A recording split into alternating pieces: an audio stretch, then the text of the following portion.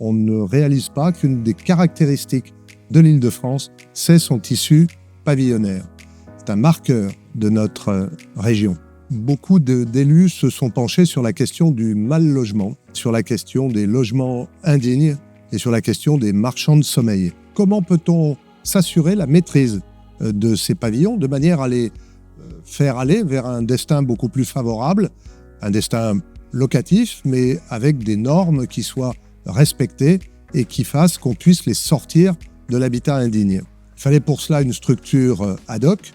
La structure ad hoc a été créée sous forme d'une filiale commune de l'établissement public et foncier d'Île-de-France et d'Action Logement Immobilier qui sont coactionnaires de la structure.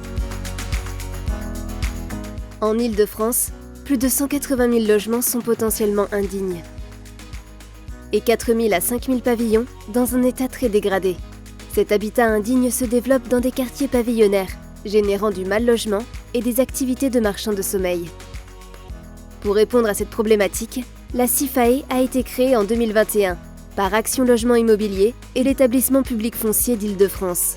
Notre mission : accompagner les collectivités dans une démarche de lutte contre la dégradation des tissus pavillonnaires, par le recyclage de pavillons dégradés en une nouvelle offre de logements abordables.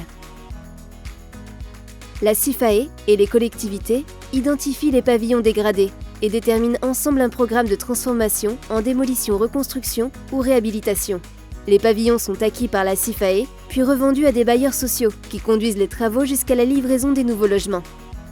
La ville de Garges-lès-Gonesse est très impliquée sur le sujet de la lutte contre l'habitat indigne. Nous avons d'ailleurs été la première ville à signer un protocole avec la CIFAE, qui est un outil complémentaire de tous ceux qui sont existants pour lutter contre l'habitat indigne. J'y vois au moins deux vertus. D'abord, c'est une action puissante pour lutter contre les marchands de sommeil et l'utilisation de la misère humaine. Et puis aussi un vrai outil de lutte contre la dégradation de nos quartiers pavillonnaires qui engendre ensuite des conséquences néfastes en termes de stationnement, d'aménagement, de place dans les écoles. Et c'est pour moi un outil très concret qui vient agir justement là où on en a le plus besoin.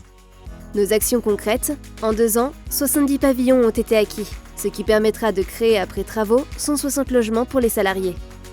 En partenariat avec 3F, 25 pavillons sont transformés en 62 logements.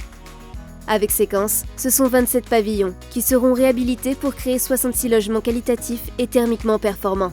La lutte contre l'habitat indigne, c'est une grande priorité du territoire de pleine commune, des maires du territoire. C'est la raison pour laquelle on a une convention cadre avec la CIFAE qui lui permet d'intervenir plus spécifiquement sur 4 villes, Saint-Denis, Aubervilliers, Pierrefitte et Villetaneuse. C'est un outil qui nous permet d'intervenir sur un secteur qui fait souvent l'objet d'interventions et d'activités de marchands de sommeil. Et aujourd'hui, grâce à la CIFAE, elle a pu capter 17 lots en voie de négociation, après préemption de la collectivité auprès de l'Agrasc. Et ça va permettre de générer une 40aine de logements neufs, notamment portés par des bailleurs sociaux comme Séquence ou 3F. Cette nouvelle démarche d'investissement dans les quartiers pavillonnaires a été récompensée en 2022 et 2023 par le dispositif AL Innove, qui accompagne les projets d'innovation du groupe. La CIFAE poursuit son action auprès des collectivités partenaires pour recycler le pavillonnaire dégradé, réduire les passoires thermiques et l'impact carbone, et offrir une gamme de logements de qualité, incluant le locatif social, l'intermédiaire, ainsi que l'accession abordable. Notre démarche novatrice, encore à ses débuts, vise à transformer durablement le paysage urbain, tout en répondant aux besoins urgents des familles d'aujourd'hui et de demain.